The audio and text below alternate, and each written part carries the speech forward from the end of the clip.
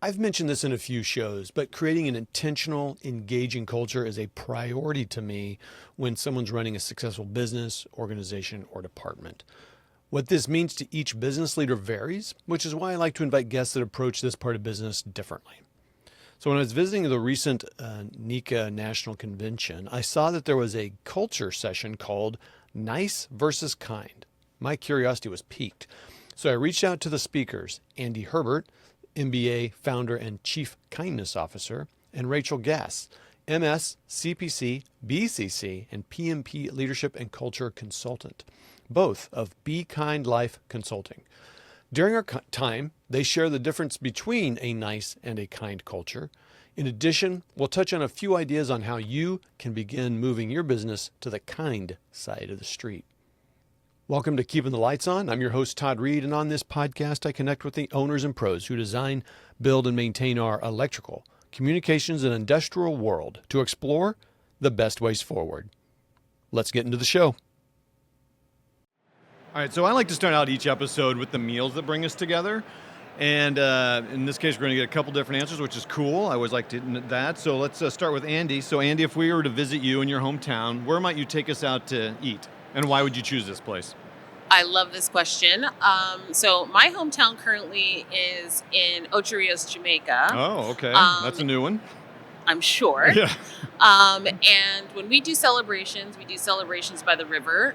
Most people think of Jamaica for its beaches, but in fact, they have beautiful rivers. Okay. And so we do cookouts by the river. Oh, great. So we would do a home-cooked meal of oxtail with gungo peas, which is a type of bean, and rice. Okay, oxtail is a new one. I've been hearing about it. So we kind of did a prep call, and I've been hearing about it more, maybe because my ears are tuned to it, but that's interesting, and that is great. So now I got to book a trip to Idaho from an earlier guest, Jamaica with you. Okay, got it. Definitely. Rachel, same question to you. Where would you take us if we visit you in your hometown? Well, I live in Central Oregon. Okay. And we do breweries and food trucks. Okay, so great. I would take you to Wild Ride Brewing and highly recommend Shredtown's Cuban.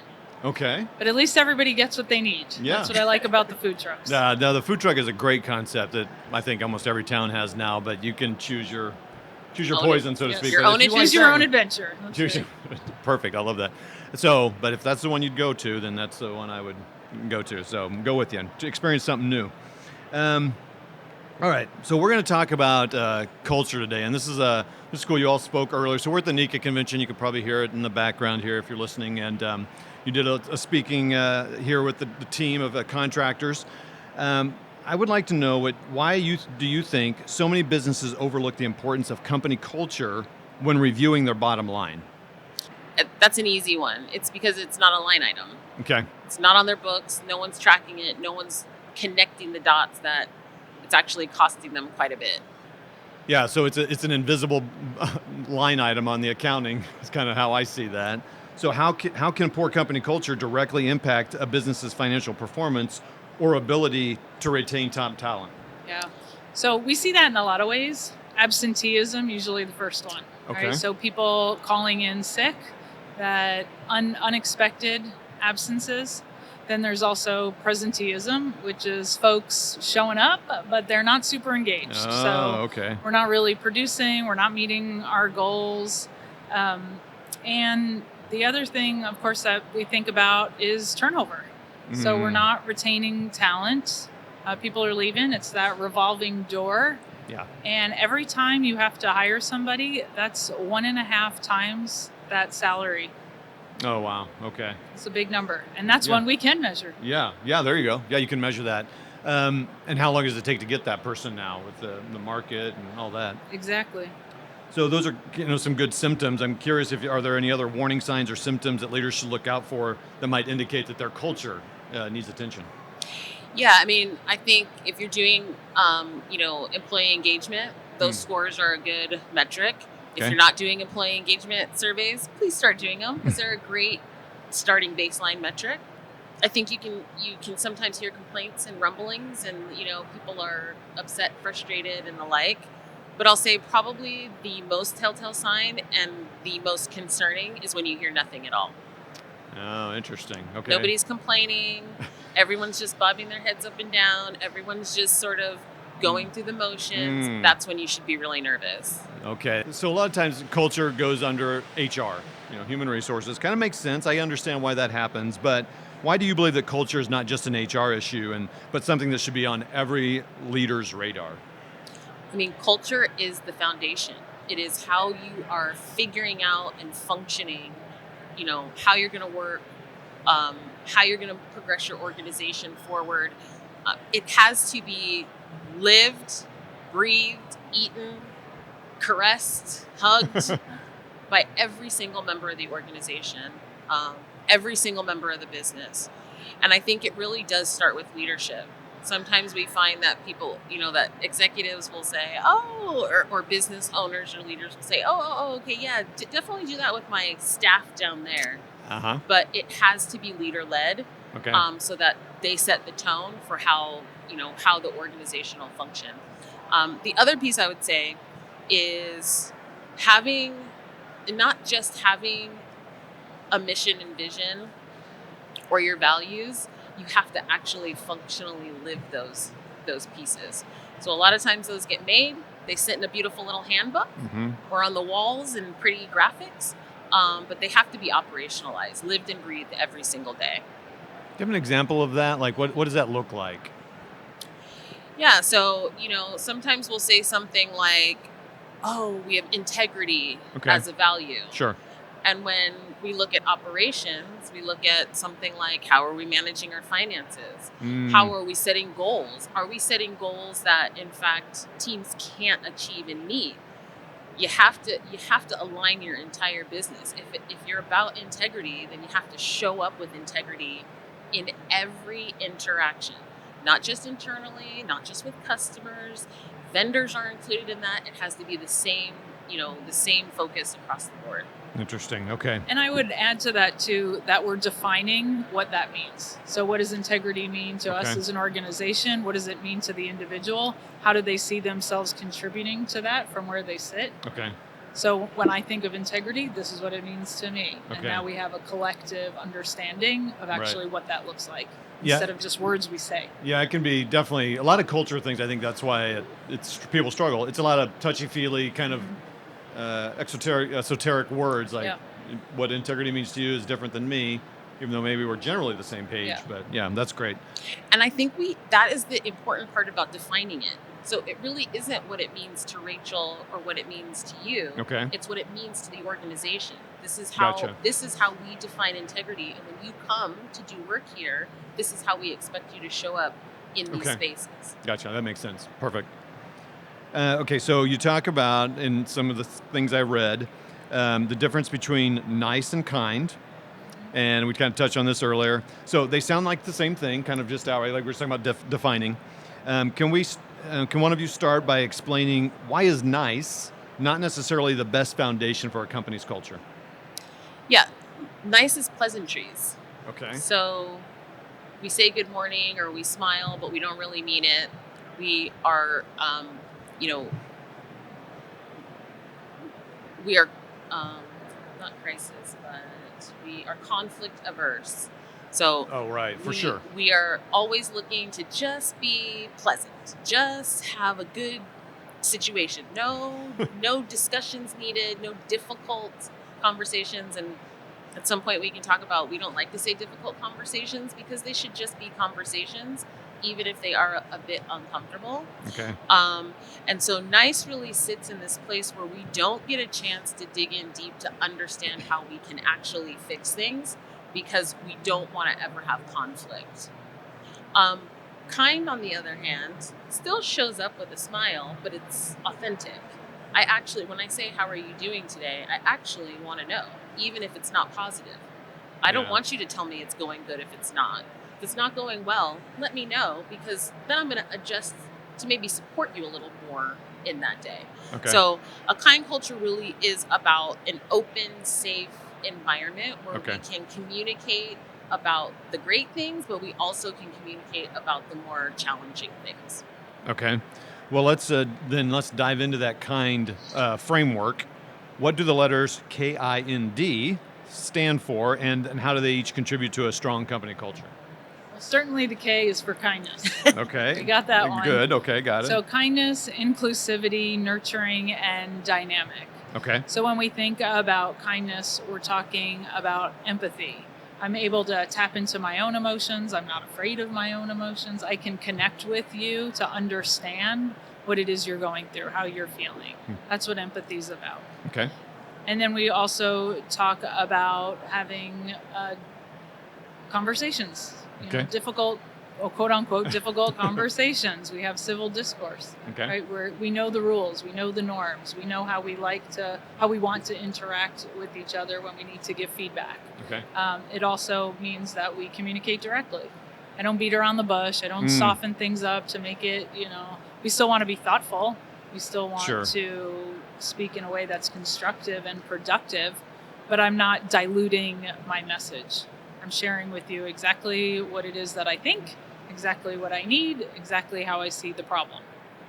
Inclusive means everybody's got a seat at the table. Right? Okay. So we're looking for diverse opinions. We're creating that environment where there's a high level of trust. We're not fearing retribution, retaliation. I trust that we all have the same interests in mind, that we're all back to that clarity on mission and vision, that everybody is clear about what we're doing, what our goals are. Okay. So now this feels safe and trusting that I can share in the context of where we're going.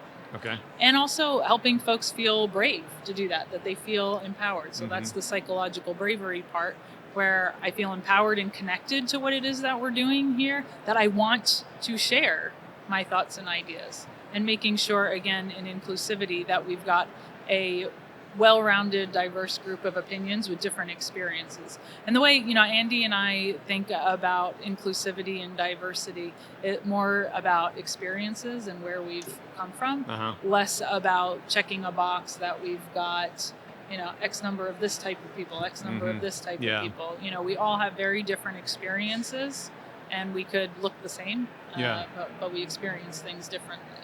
And making sure that there's space for that as well. And then, when we think about nurturing, that's the caring part of it, right? Are we compassionate? Do I care about you? Okay. Do I know you? Are we connected? Do I know, that your kid's in soccer, that the other one's playing the clarinet? Do I know why you want this job? What's your why here for your bigger life? This job's important to me because I want XYZ for the big life. Yeah. And how am I as a leader connecting to that why for you? And that we're learning and growing together. Nobody's perfect. We talk about progress over perfection. There's no such thing as perfection. Yeah. So how are we learning and growing all together? Sometimes that is like being here, professional development, and just, sharing with each other. Yeah. But it's also, acknowledging that we're all learning too. Okay. So, and then, can I add just something really quick to that? Because I think part of this framework too is around celebrating failures. And I think in a lot of ways, sometimes we negatively react to failure when really we want people thinking, oh, okay, well, that's not how that works. How do we want to see this work? And again, then it opens up that dialogue.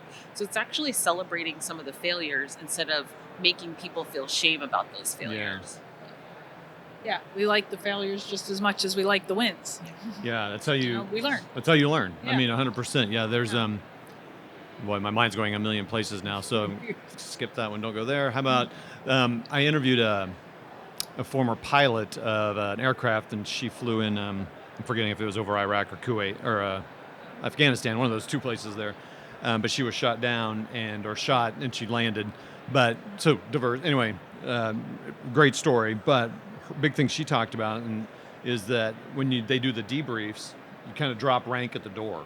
Because, rank's obviously very huge, right? In the military, very more so than even a business. Yeah. But at the door, when we're going to do the debrief, it's off Everybody's the table. Equal. Everyone's equal. Yeah. And I'm going to share, I think this happened without you saying, I'm in charge. You can't say that. So I can't speak up of that in front of the boss. Yeah. So for fear of, anyway, so that's cool. That's good. And a lot of that, too, is like a ton of ego. Oh, right? So we got to check the ego at the door, too.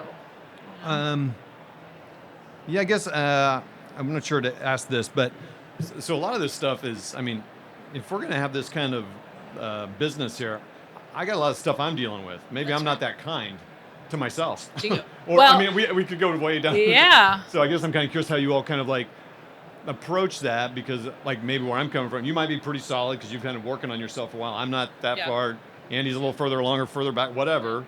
How do you kind of work on that? Like, Well, it's probably the foundation of what we talk about with leadership, and that is self-awareness, right? To knowing where you're at, Yeah. and knowing what your strengths are, and knowing where you have opportunity. That's why coaching's great. All this Yeah. personal development is great, but self-awareness is what makes the most effective leaders, and the ones that people want to work for, and quite frankly, the ones who people want to be around. Yeah. Right. So, Okay. And I think that we have to really focus on meeting people where they're at. Okay. So I can't, just because I might be 10 steps ahead, I can't now judge you or try to shame you because you might be 10 steps in a different direction. Right. Yeah. Right. And so I think we have to meet people where they are. We have to have give people some grace, Yeah. right? Yeah. As people are starting to work through things. And I think for those of us who might be in a different position, we also have to be open to hearing feedback. We have to be open to understanding our own vulnerability about maybe not being comfortable or not being as XYZ as the next person around me. Yeah. Because at the end of the day, really what we're looking for is continuous improvement as individuals, as organizations, as a department. We really want to be focused on that continuous improvement. Yeah, that's cool. Yeah, because continuous improvement usually falls under operations, right? So it's like, well, this is why this is kind of a broad company thing. And I love the idea of thinking about that, because the company I work with at Graybar, we're very operationally focused thing. That's how we get stuff done. Yeah, but thinking about that for me, like how do I continuously improve myself? So interesting. Creating, I like what you all talking about, like kind of creating these cultures of like continuous improvement. Let's not just think about it for delivering product to the job site, but Todd, how are you doing your job? And, that's really awesome. Cool. All right. The growth mindset there. Yeah. The other thing, Todd, that I don't want to skip over is kindness to ourselves. Okay. And that really is where it starts as well, because if we can't be kind to ourselves, there's no way we can show kindness to anybody else. And that's why we talk a lot about celebrating the wins. What are your strengths? And owning that. There's a level of humility, but folks feel like, oh, if I tell somebody what I'm good at, then I'm bragging. It's like you can own it and feel good about it. And yeah, that's an interesting thing. I think I've come across that word. That's someone was raised a certain way, and that kind of thing is a big thing. I feel like I might go, I don't know, it's not a big deal. I'm going to say how good I am, but you might be like, no, we didn't do that in our family or whatever. So how does focusing on kindness, as you define it, help organizations move beyond surface level harmony to real productive collaboration? Yeah. Well, bottom line is when people feel seen and heard and valued, now they're invested in the organization. Now we're engaged. Now we're producing at a different level. Now we're bringing up the creative ideas because I care about our collective success. I care and I want this organization to succeed like I want myself to succeed. Yeah. Like I want my teammate to succeed. Okay. So that's when we get the good innovation. That's when we get the good process improvement. That continuous improvement. Yeah. Yeah. And we're sitting in the innovation area of NECA. So that's very good. You use that good keyword there. I just had a guest on, the person right before you, and he spoke about, first of all, the company believed in sending people to improve themselves. So he went to this innovation institute that they run here. He learned things that they then took back to the company, and that just swells my heart that there's someone that's so open to like, I trust that you will go out and learn something and come back and help us grow together, which was awesome. Yeah, they want to bring it back, right? You want to bring it back. They want to bring it back. And I want to share. He was you could just see a real excitement on his part of like, because he's talking about training the future generations. So you could see the excitement in his heart, like, okay, now I have tools to train you to take my place as I get to the retirement age. So oh, wow. There's so much in there, right? I mean, to feel valued for being sent to here to come learn something. So I feel valued that you care enough about me and my growth to do that. And I feel so valued to go share this knowledge with other people that I am trusted to go educate and teach. I mean, it just continues. I get pretty pumped about this conversation. Yeah. And then I would add, as you just think about business and growth and competitiveness in the marketplace and all of these things, innovation has to be at the forefront. If everyone is spent in a firefight constantly, right? Just trying to not make the place burn down. Guess what gets sacrificed? Innovation, creativity. So it's so important, I think, that you can create space for people to be innovative and creative. And that's sort of the foundation of all the things that we're talking about. Well, and what I'm hearing is like innovation has to be intentional for sure, but it seems like if you're creating that culture where you're caring, listening, it might kind of almost happen naturally. Although You're making I still think it space. needs to be intentional. But yeah, that's awesome. Because most people want to be creative. They want to come and tell you, oh my gosh, I think, and I particularly love the frontline teams, people who are out there actually doing and the that's what he physical was work, talking about, foreman, right? They have better ways to do these things because they're the ones doing it every day. Yeah. If they don't feel confident, if they don't feel comfortable, if they don't feel like their manager will listen to them, they're never going to talk about it. They're never going to tell you. They're just going to come to work and put widget 1 into widget 2 and I got my paycheck and I'm gone. I'm out of here. That's what we don't want. We want engaged teams. We want people coming with ideas. That's how we remain competitive. You're reminding me of a story. There was a company in St. Louis area where I live where they buy companies, and they've done such a good job with their culture that they then are able to share that. And there was a factory that they bought, and when they would do tours, they would avoid, I'll just use my name, they would avoid Todd because Todd would always be sleeping at his station. Oh. But he got his job done, but he'd be sleeping. At some point, they finally asked Todd, why are you sleeping? And he explained, like, well, I do this, I put this in here, and it just runs for blank. I have nothing to do. I have to sit there. Now, I probably shouldn't be falling asleep. Right. But yeah, it gets, and he goes, and they said, well, and he goes, look, if I could do this and this while that's running, I could get this and this done. And they're like, oh my gosh. And then doing that, I don't know if it was him, but it might have been someone else in there, but kind of this story kind of fits. He talked about how excited his wife was then because he went home more excited and like, I know. And she was like, you're so much happier. And he goes, because I talked to my wife more. You saved my marriage, basically. Oh my gosh. I know. I was like, are you kidding me? Yeah. It's just, but that's why we love what we do, right? Oh my gosh, I'm not going to answer the question yet, but that is the get up in the morning, right? Like Oh yeah. The I'm not last going to question. answer it yet, but this is it. Yeah. This is it. Everything is connected. We don't get to separate ourselves into parts. Oh, I'm the husband over here, and I'm the father over here, and I'm the work person over here. We're a holistic human, right? Yeah. And so if any of these parts are off, it's going to create dissension in all the parts. Yeah. Okay. So what I love about this story is they finally asked him, Yeah. like, what's going on? Why are you falling asleep? Anyway, couldn't we have asked him the first day it happened, or 2 days? But But they if were you being don't nice. ask, They were exactly. avoiding If the- you don't ask, and we're avoiding some conflict, he wasn't mad about it. He's like, but we have to ask. Yeah. And also, it doesn't have to be conflict. You can go in inquisitively. You're just trying to fact find, gather information. Yeah. It does not have to be an attack, Right. as it seems like it wasn't in that situation. And look what they got back. I know. It's crazy. It's amazing. So all right, so let's get to some because people are listening now. They're very excited, I'm sure, hopefully, to start doing some of this. So what are some practical first steps that a contractor or any business leader really, but a contractor could take if they want to start improving their company culture? So for us, we think the first step is listening. What are people saying? What are they finding challenges with? What's aligned and what's not aligned with the values and mission of the organization? Understand that first. I think a second thing, very simply and easy, we just talked about this in the session too, daily huddles. Daily huddles give us a great opportunity to check in for the day, check in where everybody's at emotionally, talk about anything that could be preventing us that day. And I emphasize that day because in a huddle, we're not trying to solve world peace, right? We're not trying to solve all the issues that the company has, but we're really looking for what can we do in that day. So I think those two, and I'm going to add one more. I'm going to add find a culture metric that is financially, let me say that again. Find a financially, oh my gosh, hold on. Track a cultural financial metric. So an example of that could be your turnover. An example of that could be productivity. Find a metric that is the same as your revenue goals, your sales goals, that has that much emphasis. So that you're now keeping a pulse, and I don't mean, just a annual pulse, but you're keeping a regular, daily, weekly, monthly pulse on how your organization's doing. Okay. Can you share an example of a company that made a shift from being nice to kind, and then what impact that had on their business?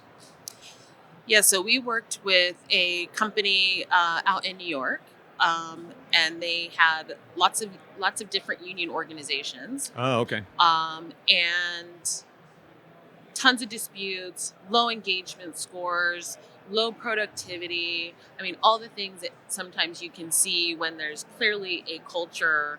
I don't know. What do we want to call it? Like a cultural stalemate. Like just it's not going well. Okay. And we went in there and just did some simple things. First, we did listening sessions.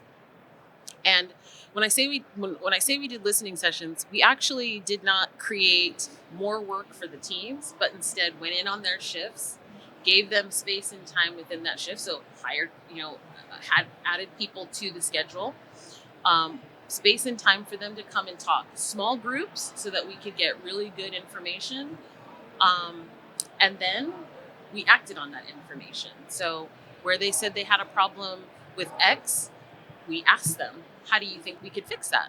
And they said, we think you can do this. Great, we're going to support you. We're going to attempt to execute this.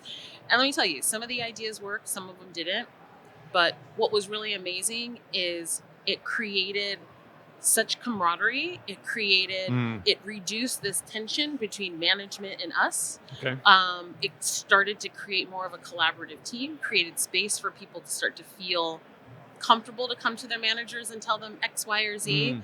And then we, a few tools we used. We talked about daily huddles were a big one that was used. We used vision boards where people could come and they could write the challenges and issues that they were having so that we knew we were collecting that data. And in the end, not only did we see double-digit movement in engagement scores, we saw the number of disputes with the union decrease. We saw more engagement. We saw unscheduled absences decrease. And then productivity increase. So now the company is hitting their top tier, revenue numbers and all around. And I think I checked in with them. So that, this is a few years back, and I've checked in with them, and they're continuing to use the tools that we created, and they're continuing to see really positive outlooks. That's encouraging. Yeah. I guess to be a little bit devil's advocate, what do you do with ideas that, like, you almost know, like, they're not going to work or whatever? How do you handle that? So it's like, if I present an idea and you're like, whatever, and whatever, you might reject it. How do you approach that? Well, first we listen and we don't interrupt the idea, right? Okay, so we hear it out, and then we brainstorm through it. Like, let's talk through it. Let's get more curious about it. And then if we know it's not going to work, maybe we'll say, okay, let's take that back. We're going to go explore. But we always come back to it, and we bring that feedback of, okay, this is why we're not going to be able to do that. Okay. Either it conflicts with this other process, or it costs too much, or we don't have the resources, or whatever the reason is for why it's not going to work. Okay. But what we don't do is say, okay, thanks, walk away, and never come back to it. Never respond to it. Okay. Yeah, you want to respond to it. And that's the reality of business and life. We can't do everything. We all have limited resources, whatever that is. So. Okay. Did you get any kind of pushback when you started this process of listening or anything? No, because people want to share. People want to be seen and heard. Yeah, they want the opportunity. Okay. Yeah. Well, I would argue that we do sometimes get pushback because people are very already with their shields up, right? Okay. Because they've been through this cycle. Oh, this is another initiative. I think that's what I was thinking. Maybe another thing. And two things. This work shouldn't be additive, right? This work should really be how we're trying to function. So as we do something new, we're taking something else off the plate. Things should start to get better. But when we do experience that, and I had a leader put me out of her office. She was like, I don't need this, and you can go. Oh, okay. And when I went to her leader, I said, well, here's where we're at. And that leader wanted to lay the hammer down. I said, don't do that. Let me we're going to take the time. Remember, we talked about meeting people where they're at. Okay. We're going to take the space and the time. And we just slowly started to work with her. And her and I now follow each other on Facebook, and we're like best of friends. And because she started to realize that I'm not there to make her look bad. I'm there to actually help her function better. Help her not spend all her days with 10,000 emails and putting out 1 million fires, but really trying to make her show up successfully. And so Yeah, definitely pushback sometimes, but again, we show up, we want to give people grace, we want to meet people where they're at, and when we can do that, then they tend to soften up a little bit. Okay. I always like to close out the conversation by refocusing on the why of what you do. So, Rachel, we'll start with you. What motivates you to do this day in and day out? What keeps you excited and passionate about what you do? I love people. Like, I am genuinely interested in individuals' human experience. I love to connect with them. I love to hear what they're going through on a meaningful level. Okay. Get into the good, the bad, the ugly. Okay. And I find so much strength in being vulnerable with folks and sharing myself and getting some from them. So. Wow, great. Andie, same question to you. Yeah, I mean, I worked at a place that the culture was very terrible, and I was like, this can't be life. I don't think I'm showing up as my best self here at work. I definitely know I'm on the road driving, I'm not showing up as my best self, and when I get home, I'm not showing up as my best self. We're holistic people. So what gets me excited is if we can make work where you spend most of your time better, probably you're going to show up better at home. Probably you're going to show up better at the grocery store. And now all of a sudden we're transitioning and I think we all experience this now, particularly here in the US, where it's like there's such a divisiveness. But if we can come back together and have discourse, we don't always all have to agree. Can we have positive discourse where we're learning and growing from each other?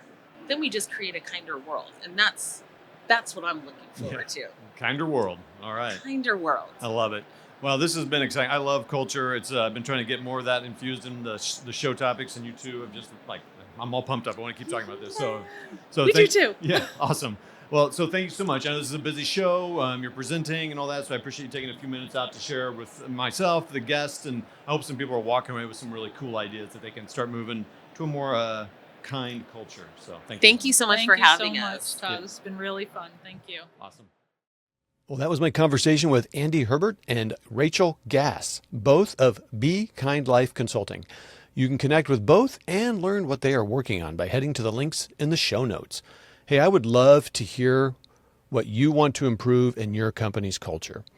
You can leave a comment in Spotify or your YouTube, or more importantly this year, as I mentioned in the intro, I'm building up a newsletter community and would love to chat with you via that medium. Please click subscribe in the notes section or at graybar.com/podcast. Thanks for listening to this episode of Keeping the Lights On. We'll see you next time. Okay, well, let's start out with what advice would you give to 18-year-old Rachel? I would say be present. Okay. Enjoy the moment. Don't think too much about the future. Don't ruminate on the past. Just be right here. It'll all work out. Okay, great. And Andie, same question for you. What advice would you give to 18-year-old Andie? I would say just go. Don't worry about the noise. Don't worry about the who's it and who's saying what and telling you.